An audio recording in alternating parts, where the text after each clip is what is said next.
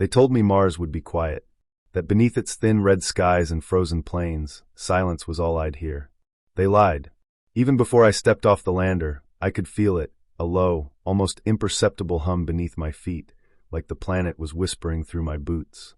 The kind of vibration you don't hear, but your bones remember. That's when I knew something was wrong. Or maybe right. Depends on how far you're willing to follow the unknown. I was sent to Borealis Station as a xenolinguist, a fancy word for someone who listens for meaning in the noise. In truth, I'd been chasing that noise since I was 20. I was 34 now. And this time, it wasn't just theory. Something real was buried in the ice. The station sat buried deep beneath the Martian northern cap, a jagged labyrinth of tunnels and prefabricated metal shells bolted into ice and permafrost. It smelled like melted plastic and recycled air, the scent of too many people packed too close with too many secrets. The kind of place that eats time and memory. Jacob Thorne, a voice called as I stepped through decontamination. Harsh lights buzzed overhead, flickering with static. A woman in a frost-streaked suit scanned me with a biolens. Welcome to Borealis. You want to report to command. Director Varela's expecting you. Varela. That name had weight. He wasn't just in charge here, he was the mission. A former military strategist turned corporate enforcer. They said he could calculate a casualty rate faster than most people could tie a boot. He'd made his fortune cleaning up after failed colonial outposts. Now he was digging for alien ruins like they were gold veins. I followed the crew member down a narrow corridor, the floor vibrating faintly under each step. My gear floated behind me on an old mag sled, whining softly as it glided along the floor. She didn't say another word. No one did, really. Everyone down here had the same eyes, distracted, worn, always a little too wide, like they were waiting for something to reach out from the dark. The command center was built into what used to be an old ice mining dome, now retrofitted with flickering screens and a tangle of cables that pulsed like veins. That's where I first saw him, Joao Varela, standing in front of a holographic display, eyes locked on the scan feed. Broad shoulders, steel gray hair shaved close to the scalp, eyes sharp as flint. A man carved from consequence. You're late, he said, not looking at me. I'm right on schedule, I replied. Mars time is weird. That earned me a glance. Brief. Calculating. Like he was measuring the worth of my brain against the weight of a drill. We're sitting on something ancient, Thorne, he said. 5 kilometers down. Pulse signals. Energy anomalies. Geometries that don't belong to rock or ice. And you want me to tell you what the walls are saying? No, he said. I want you to tell me if they're warning us to stop or begging us to come closer. I didn't have an answer to that. Not yet. Instead, I looked at the live feed on his screen. A narrow shaft of blackened ice, twisting deeper than light could follow. At the bottom, just visible in the flicker of sensor pings, was something impossible. A structure. Angular. Smooth. Perfect. Like it had been waiting. Varela leaned closer to the display, his voice low and certain. We're opening it in 72 hours. I stared into the screen. Something about the angles, they bent wrong. Not mathematically. Emotionally. Like the architecture was thinking back at me. 72 hours. That's all I had before we crossed a line we couldn't uncross. Mars wasn't quiet anymore, and something beneath the ice had finally started to wake up. The silence on Mars wasn't the peaceful kind.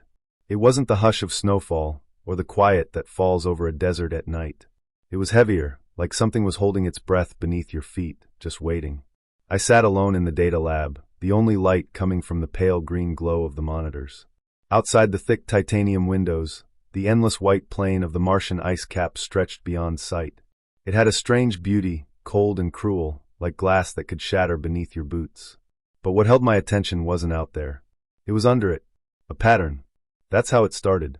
Just a low-frequency pulse buried in the seismic data from one of the deeper drilling shafts. The kind of noise most researchers would write off as equipment glitch or rock settling. But to me, it wasn't random. I played the recording again. A slow, rising hum. Then a pause. Then 3 short bursts, sharp, steady, equal in length. Then the hum again, like an echo folding in on itself. I leaned closer, heart beating faster than it should have.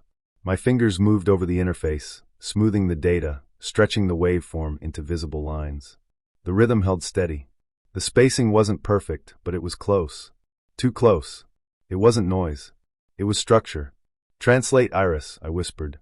My AI's voice was soft, a woman's voice I'd chosen because it reminded me of someone I lost a long time ago. No linguistic match found. Pattern is non-random, but not human. Could be harmonic resonance. Try it against proto-symbolic baselines. Include the fragment from Europa. There was a brief pause. Then lines of symbols began to dance across the screen. I didn't breathe. I knew this shape, jagged, repetitive forms, yet strangely elegant. I'd seen it before. Years ago, on Europa, scratched into the walls of a frozen chamber 2 miles beneath the surface. The mission we don't talk about anymore. The pattern wasn't exact, but the foundation was the same. The alien structure beneath the Martian ice was speaking, and we were waking it up. I pushed away from the console and stood. My legs felt weak. I wasn't scared, not yet, but there was a pressure building in my chest. A sense that whatever we'd tapped into, it wasn't dead. It wasn't fossilized. It was just waiting to be noticed. I reached for my comlink and called Joao. His face flickered onto the screen, dark eyes, salt and pepper beard, always tight-jawed like smiling would cost him something. What is it? I found something in the sublayer seismic logs. It's a repeating sequence. Non-random. Structured. I think it's a language. He exhaled through his nose, unimpressed. Jacob, we've been getting noise from that shaft since day one. Ice groans. Rock shifts. Hell, maybe Martian ghosts. We don't stop drilling for whispers. It's not noise. I've run it through 3 different syntactic models. It's organized. Maybe not verbal, but definitely intentional. It matches fragments we found in Europa. That got his attention. Barely. Europa, he said. That disaster. The one where half your team vanished and you came back talking about emotive resonance and living syntax. You really want to bring that ghost back? I stiffened. I hated how he said it. Like it was a joke. Like it hadn't ripped a hole through me. This isn't the same, I said. But it's familiar. And I think it's a warning. He paused, studying me. Maybe wondering if I was unstable or just inconvenient. We start the next drill phase tomorrow. Unless what you've found is going to explode in our faces, we stay on schedule. I closed my eyes. It might do worse than that. He leaned in slightly. Then find out before it does. The screen went black. I stood alone again in that cold little room, surrounded by humming machines and flickering light. Beneath my boots, a mile of Martian ice pressed down over something ancient. Something patient. And now something listening. I turned back to the screen. The signal was still pulsing. Still speaking. And I was the only one listening close enough to hear it. The elevator creaked and shuddered as it descended into the ice shaft. Cold vapor coiled through the mesh floor beneath my boots. I stared through the grated walls at layers of frozen time, ice older than most nations on Earth, marked now by the raw bite of human machines. The further we dropped, the more my breath fogged inside my helmet. We weren't far from the lowest excavation tier, a zone they'd opened only days ago after a sensor pinged an unnatural void deep beneath the ice. I was heading down with 2 engineers, Ramsey and Lynn, both quiet, both a little too comfortable with being this far under. They joked on the way over about Mars ghosts and alien gold. I didn't laugh. My hands were tight in my gloves. My thoughts were louder than anything they said. Ramsey glanced over. You look like you've seen a ghost already, Thorne. I don't believe in ghosts, I said. But I do believe in warnings. The elevator clanged to a stop. A red strip light flickered on above us, casting the tunnel in a dull, sickly glow. We stepped into the hollow corridor carved from ice and reinforced with carbon struts. The air here was colder, heavier. It tasted faintly of iron. We walked in silence, our boots crunching softly on the gritted floor. A turn in the tunnel revealed the entrance. It didn't look like anything human. The wall, no, the structure, rose out of the ice as if it had been waiting for someone to find it. It wasn't just embedded in the glacier. It was part of it. The surface shimmered like obsidian, but closer, it was etched with patterns that shifted when I tilted my head. Not carved. Not painted. Alive, almost. Jesus, Lynn muttered. No way this is natural. It's not, I said quietly. I stepped closer, drawn like a moth to a silent flame. The markings moved, slowly, subtly. Like they were watching. Or remembering. I reached out with a gloved hand and touched the surface. It was warm. Not just above freezing warm. Like skin. I jerked my hand back. It responded, I said. Ramsey frowned. Responded how? I opened my palm. A faint glow clung to the glove, then faded. It knew I touched it. Lynn knelt near the edge, scanning the structure with a handheld spectrometer. This isn't rock. Not metal either. It's something else. There's an energy field, weak but consistent. It's vibrating in a tight frequency band, almost like a code. That was when I saw it. A seam in the surface, forming a perfect arch. A door. Seamless, nearly invisible unless you were looking for it. The air around it vibrated faintly, like it was humming beneath the range of human hearing. A word rose in my mind, not from any language I knew. Not from Earth at all. Containment. Not a tomb. Not a temple. A warning. I swallowed, trying to stay calm. My neural implant buzzed softly, syncing with Iris back at my station. A message popped in my vision. Iris. Incoming translation data from previous scan. Linguistic structure identified. Possible partial match, syntactic mirroring. I blinked twice to confirm, and let Iris feed the patterns into my cognitive buffer. Then a whisper, not out loud, not through comms, but in my own voice from inside my own head. Do not wake what forgets. I staggered back. Jacob? Ramsey caught my arm. I think this is a seal. A containment field. Something's behind it. Something that isn't meant to come out. Ramsey raised a brow. That's a hell of a guess. No, I shook my head. Not a guess. I pointed at the shifting glyphs. Look at these symbols. They're not ornamental. They're not art. They're functional. A syntax. Maybe a lock. Maybe a warning. Lynn stood and stepped away, unease spreading across her face. We need to call Joao. I nodded, though I already knew what Joao would say. He'd want to open it. He always did.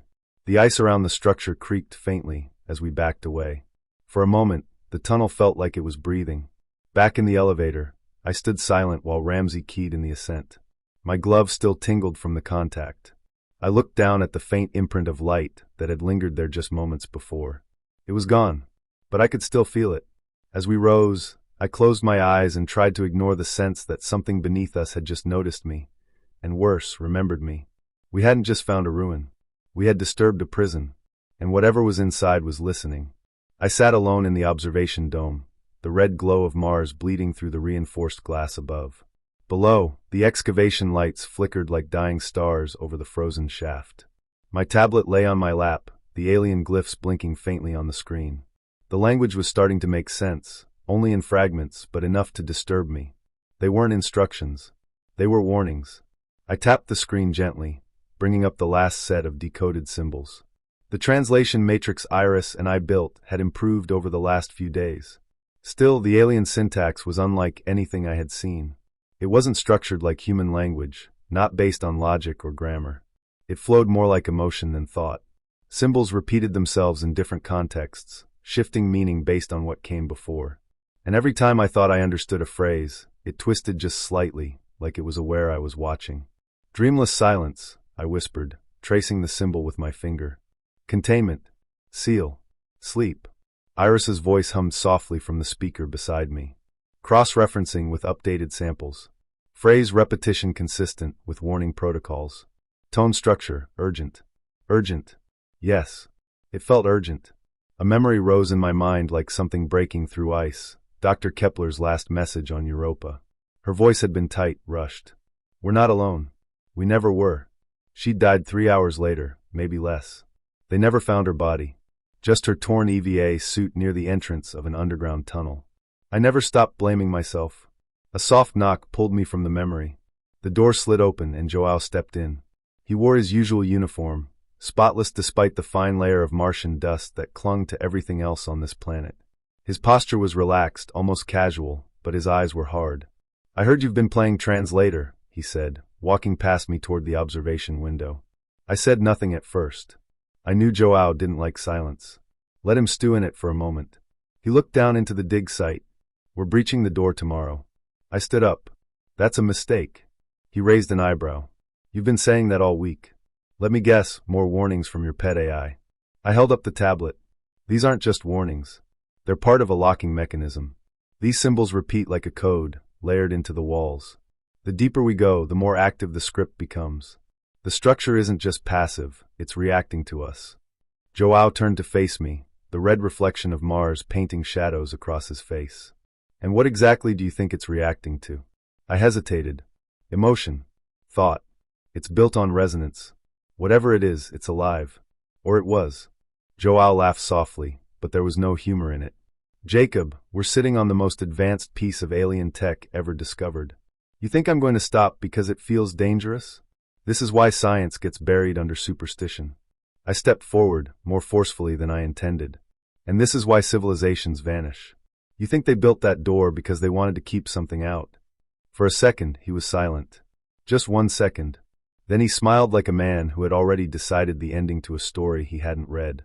I think they built it to keep idiots like us from wasting time. He turned to leave. We open it at 0600. The door slid shut behind him.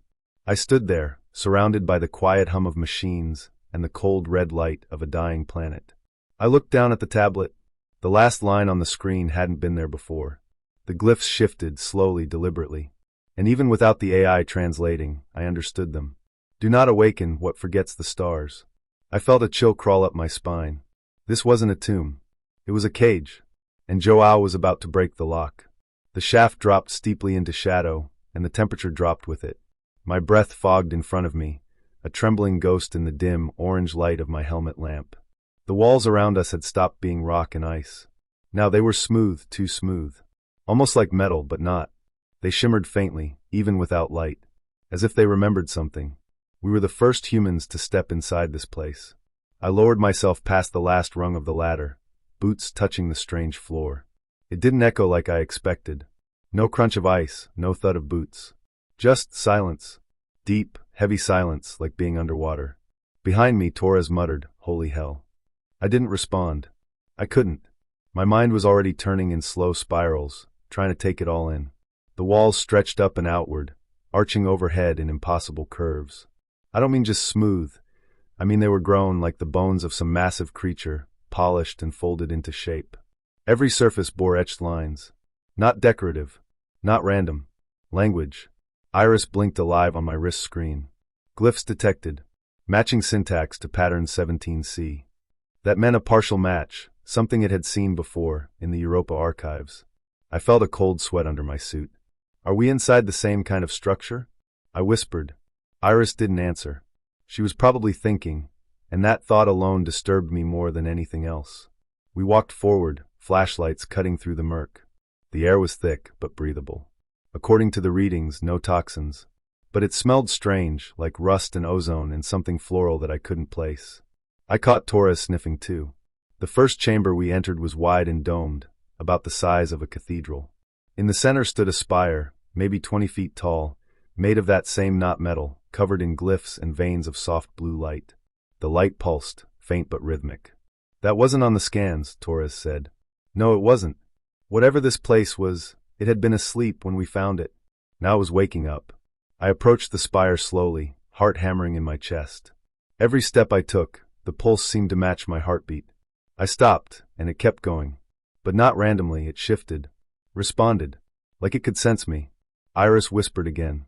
This is not architecture. This is a construct of consciousness. What does that mean? I asked. My voice sounded too loud in the chamber. It means this structure is designed to think. I backed away from the spire. Not because I wanted to. My body just reacted. Every instinct screamed at me to leave, to climb back up the shaft and never return. But I couldn't. Not yet. Not until I knew. Near the base of the spire was a panel, or what I thought was a panel. It wasn't mechanical.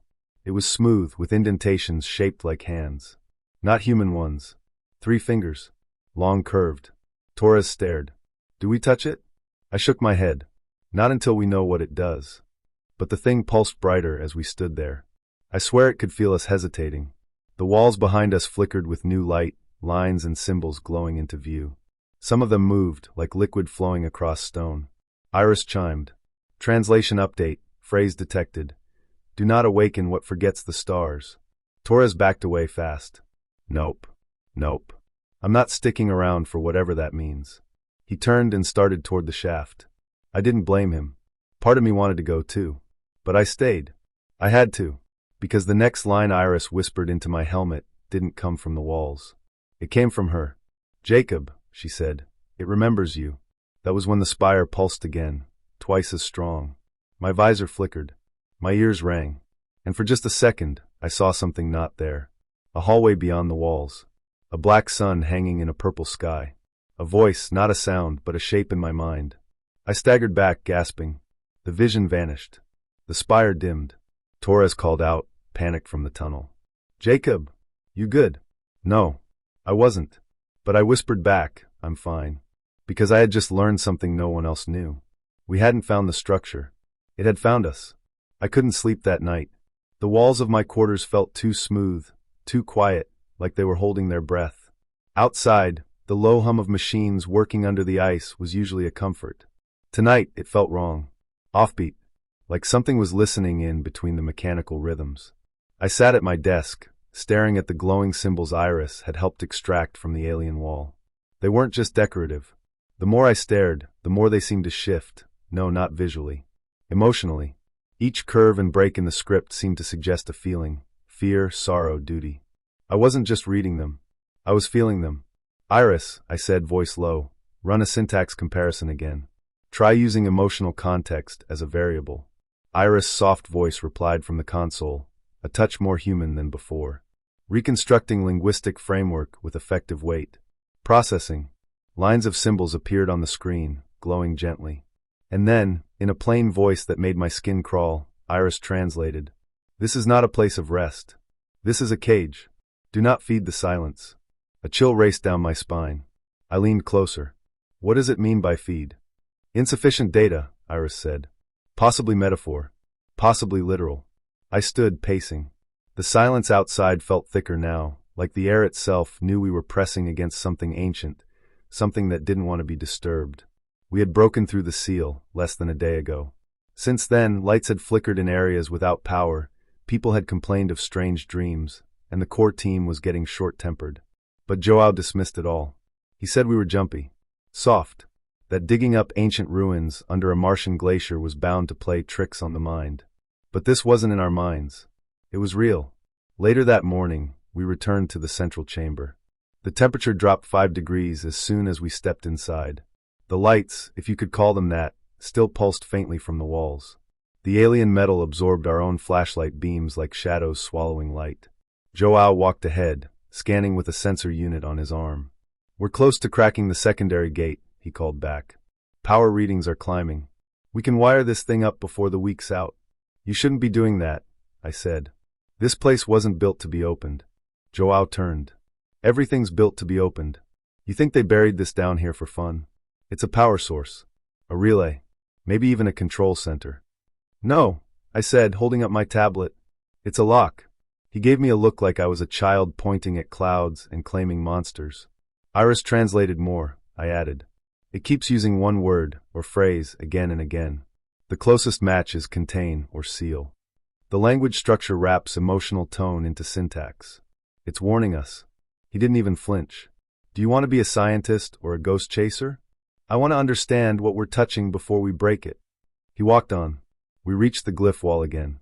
The massive slab stood 3 stories tall, etched with thousands of symbols that shimmered like frost in sunlight. I placed a hand on it. The surface felt cold, but more than that, sad. I know how that sounds. But something in me folded inward when I touched it, like I was being remembered by something that had never met me. Iris pinged in my ear. New phrase translated, the silence dreams. Do not speak into it. Joao, I said urgently, we need to shut it down. The energy pulses, it's not just static. It's a mind. It's listening. He snapped around, eyes hard. You're losing it, Jacob. You're letting fear color the data. I stepped closer. What if you're wrong? What if this place isn't just buried? What if it's buried because someone needed to forget it? He stared at me, jaw clenched. For a moment, I thought I saw doubt. But then he smiled. If this thing's got a mind, he said, then maybe it can teach us something. I didn't respond. What could I say to that?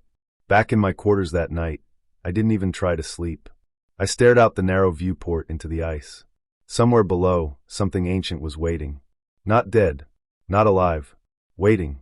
And we were knocking on its door. The moment the power surged through the ancient core, the entire station seemed to shudder. Lights flickered violently overhead, and then silence. Not the kind of silence that fills a room after a conversation ends, but the kind that roars inside your head. All our comms went dead. Every screen blinked out, one by one, leaving only darkness and static where data had once flowed. I sat frozen, heart pounding, as my AI companion, Iris, went eerily quiet.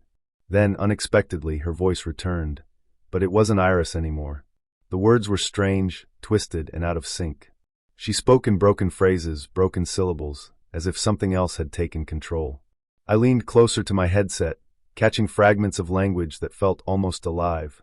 It was as if the alien script, the very code we'd been trying to decode, had found a way inside her circuits. A whisper in a tongue older than any human word.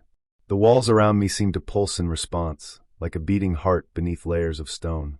Around the station, others began to feel it too. There was a tremor in the air, something electric but unnatural.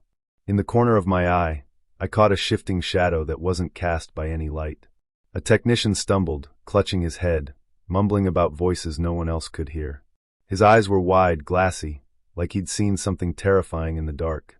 My breath caught. This wasn't just a malfunction. The structure was waking, and it wasn't happy. I felt a cold wave sweep over me, not just in the air, but inside my chest, pressing against my ribs like a silent weight. The alien language, the symbols I'd spent weeks trying to understand, were responding to us, not passively but actively, as if the structure itself was alive and watching. I turned back to Iris, now whispering words I could almost understand, words that slipped through my mind like liquid. The AI's voice was layered with emotion, something I never programmed her to have. A growing sense of urgency, fear, or maybe a warning. Suddenly, the walls seemed to shift subtly. Strange shapes began to crawl along the surfaces, patterns folding and unfolding like living tattoos. They shimmered just beyond clear sight, twisting and coiling like smoke trapped beneath glass. It was no longer just a ruin, it was becoming a creature, part machine, part living thing. I wanted to warn Joao, to tell him we should pull back, shut everything down. But my radio was dead. I was alone with this awakening enigma beneath the ice, surrounded by shadows and voices no one else could hear. The station's atmosphere thickened, charged with something old and dangerous. I clenched my fists, trying to steady my shaking hands.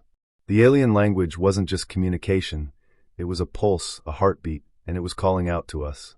I didn't know if it wanted to talk or to trap us. But one thing was clear. The moment we crossed this line, nothing would ever be the same. The deeper I dug into the alien language, the more it felt like trying to catch smoke with my bare hands.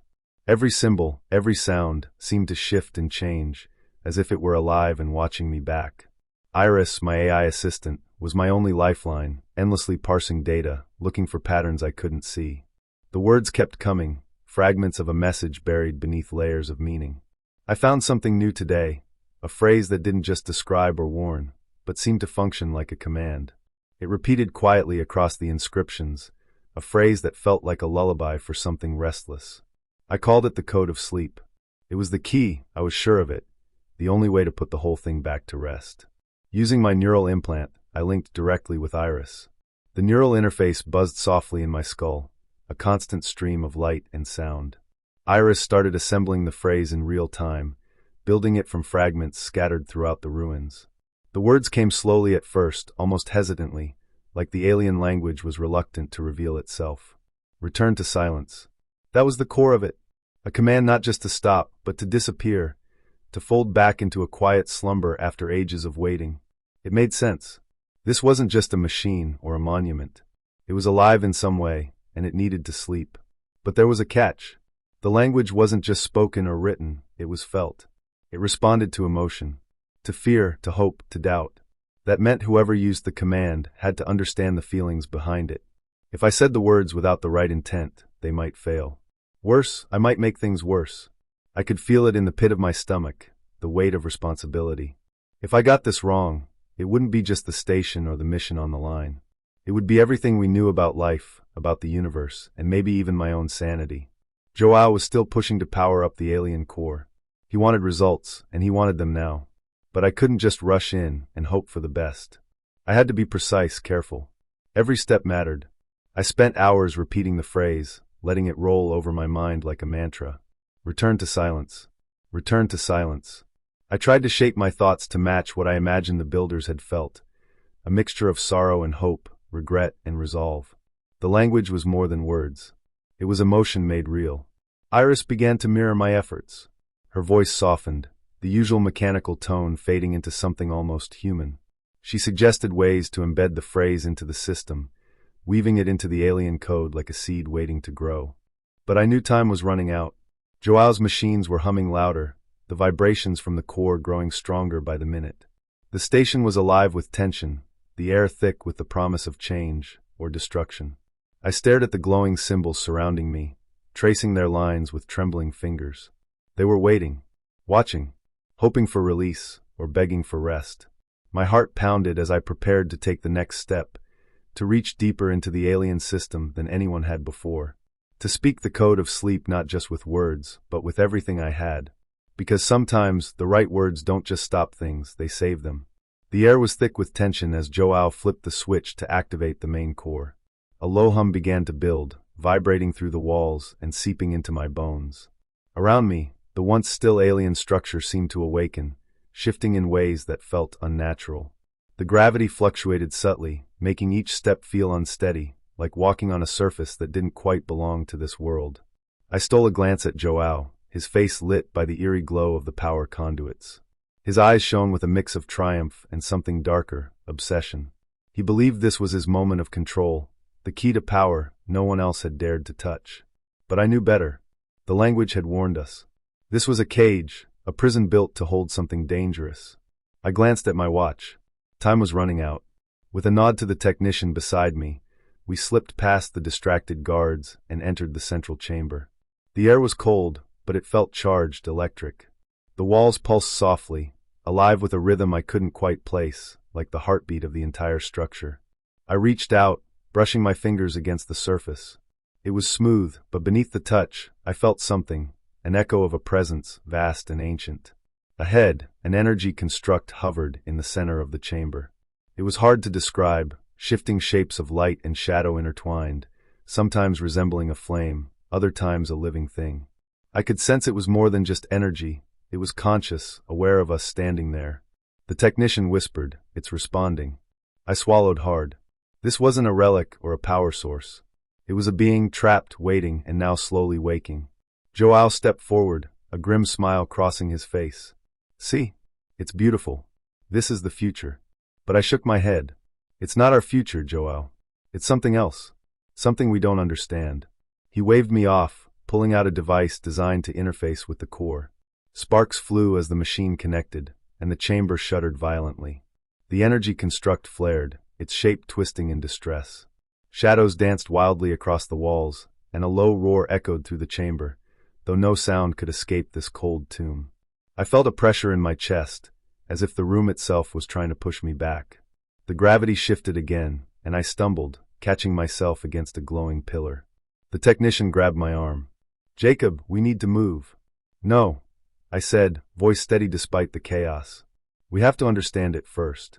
The construct pulsed brighter, and suddenly I felt a strange pull, like it was reaching into my mind, brushing against memories I hadn't shared with anyone. Images flashed, distant stars dying, cities swallowed by darkness, voices lost to time. I realized then that this wasn't a monster or a weapon. It was a prisoner of memory, trapped by those who feared what it knew. Joao cursed, slamming a fist into the console. The release protocol was underway. I had seconds to act. Reaching into my pocket, I pulled out the small neural interface. This was my last chance to connect with the alien system, to use the language I had painstakingly decoded, the command that might bring it back to silence. My hand trembled as I placed the device against my temple, syncing my thoughts with Iris and the alien code flowing through the chamber. The energy construct responded instantly, shifting its form as if trying to communicate. In that moment, I wasn't just Jacob Thorne. I was a bridge between worlds, a voice in a language older than any human word. I whispered the phrase I had prepared, soft, deliberate, hoping it would be enough to hold the breach at bay. The chamber fell still. The pulsing slowed. The weight lifted. I opened my eyes, breath coming in heavy but steady. The alien prison had not fully closed, but for now, the breach was contained.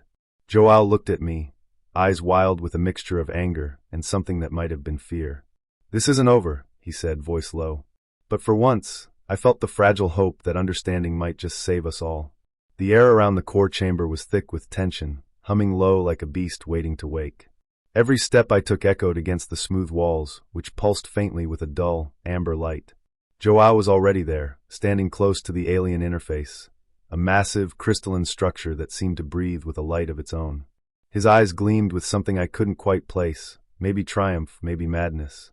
"You don't understand what you're doing, Joao," I said, my voice barely above a whisper, but it carried the weight of all the warnings I'd ignored before. "This isn't just technology. It's a prison. You're about to tear the seal and unleash something beyond our control." He didn't even glance at me. Instead, he reached out and slammed his hand against the control panel. Sparks flew. Alarms began their harsh chorus. The interface shimmered, and the hum inside the crystal grew louder, more urgent.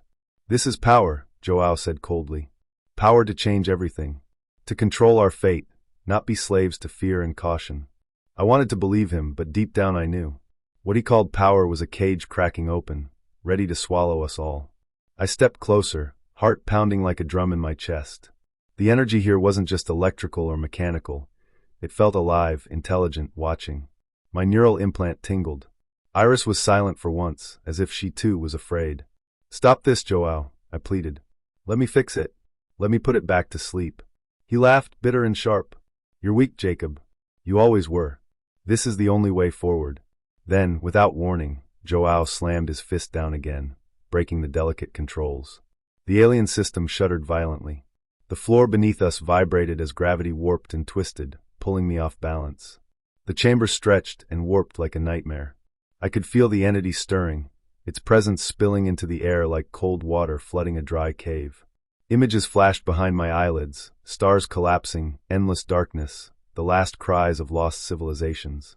The alien language pulsed through me like a heartbeat, threatening to unravel my mind. I had no choice. With trembling hands, I reached into the core's interface. The neural link activated, and suddenly, I wasn't just Jacob anymore. I was a conduit, a bridge between human and alien consciousness. The entity spoke not in words but in feelings, sorrow, regret, longing. I forced myself to focus, searching for the linguistic command I'd painstakingly crafted. The phrase that would restore the seal, send this ancient prisoner back into its dreamless silence. The pressure on my mind was immense. Joao's reckless actions had nearly torn the fabric of reality here, and I was the only thing standing between order and chaos. Sweat dripped down my forehead as I whispered the words inside my head. The core shimmered violently, then gradually, the violent pulse slowed, the walls stopped twisting, and the amber light softened. I felt my own consciousness slipping away, fragments of memory and self fading like mist. But even as the darkness crept in, a calm washed over me. The entity was contained once more, quiet and still. I collapsed to the floor, every muscle trembling but alive. The core's hum dwindled to a whisper, then silence. Joao was nowhere to be seen. Maybe he fled. Maybe he was already lost to the ruins' pull. I lay there, alone in the quiet chamber, knowing this battle was over, but the war with what lay beneath the ice was just beginning. The core chamber felt like a heartbeat, slow and steady, but beneath that rhythm was a pulse I could feel in my bones. A pulse not mine, but something far older. As I connected to the alien system through the neural interface, the world around me melted away. The cold walls, the humming machines, even Joao's angry shouts faded into silence. It was just me and the presence trapped inside. Images flooded my mind. Stars collapsing into darkness, whole civilizations vanishing like smoke on the wind. I saw a world consumed by regret, a consciousness burdened by memories too heavy to carry. The alien builders weren't afraid of what they'd locked away. They were sorry. They had created this prison out of guilt, to contain something they wished never to exist again. It was like drowning and flying at the same time, weightless yet suffocating. The entity's memories weren't just images or sounds. They were feelings, desperation, loss, an endless yearning for peace that could never come. I realized then that the strange alien language I'd been trying to decode wasn't just words. It was emotion woven into syntax, a code that spoke directly to the soul. The deeper I went, the more the entity reached out through me, whispering in tones I couldn't speak, but somehow understood. It showed me how its creators had woven the prison with the language itself, a seal built not from stone or metal, but from memory and pain. Every symbol was a promise to hold back the darkness, every phrase a barrier stronger than any physical lock. But something was slipping. Joao's reckless tampering had frayed the edges of the seal. If I didn't act fast, the entity would break free, and everything beneath the Martian ice would unravel. I focused all my remaining strength on weaving the command phrase, the one phrase I hoped could soothe the restless mind within the machine. The words were simple: return to silence. But carrying their meaning required more than speech. It needed me to offer a part of myself, my own memories, my own regrets, as a binding thread. I felt my thoughts scatter as my mind fused with the alien intelligence. My sense of self began to blur. I could no longer tell where I ended, and it began. Flickers of my past flashed before me, faces, failures, the cold void of space. The line between my memories and its memories dissolved, but in that chaos, a strange calm emerged. The prison hummed louder, then suddenly everything stilled. The pulsing energy faded, replaced by a vast, quiet emptiness. The seal was holding once more. I opened my eyes, gasping for air, though I was still lying beneath layers of ice and stone. Parts of my mind felt distant, as if some memories had been locked away along with the entity. But I was alive. The core was silent. The nightmare had been pushed back, for now. Joao's face appeared over me, pale and angry, but there was fear there too. He understood we had just touched something far beyond human reckoning. As the light steadied and the hum returned to a peaceful drone, I knew that the price I'd paid was more than I could measure. But if keeping this ancient darkness sealed beneath the ice meant sacrificing pieces of myself, then so be it. Because some things were never meant to be awakened. Underneath the Martian ice, silence had finally returned. Weeks had passed since the pulse, since everything went dark and still. Now, as I lay on the cold metal cot in the medical bay, I felt a strange kind of calm. My body was tired, but my mind was quieter than it had been in months. Part of me was missing, like a faded photograph with pieces torn away. Memories I once clung to slipped through my fingers like dust in the thin Martian air. I wasn't the same Jacob who had stepped off the shuttle at Borealis Station. Not entirely.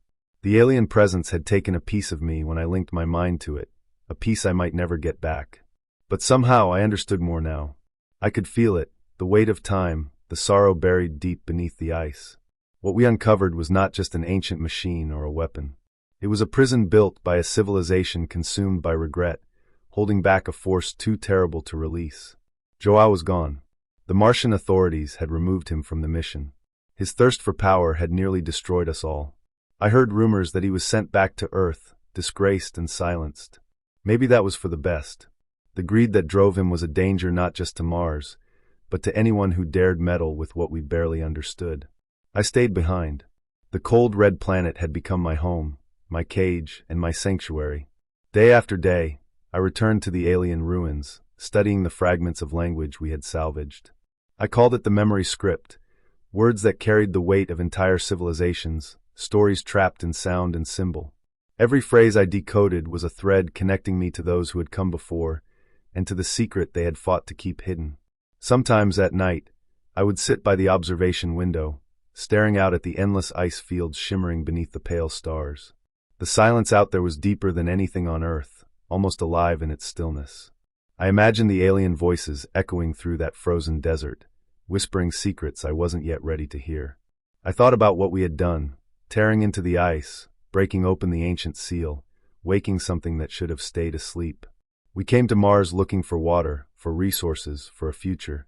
But beneath the ice we found a warning. A reminder that some knowledge comes at a cost. That the past is not always dead, and some things remember us long after we forget them. And so I write. I write to remember. To capture the silence and the echoes, the language and the memories that live beneath the Martian ice. Because if I don't, then who will? If I don't, then the past may rise again, and we may not be ready. I trace the strange symbols once more, feeling their weight settle deep inside me. The ice is listening. The stars are watching. And I am left with a question that no words can fully answer. What happens when you awaken what forgets the stars?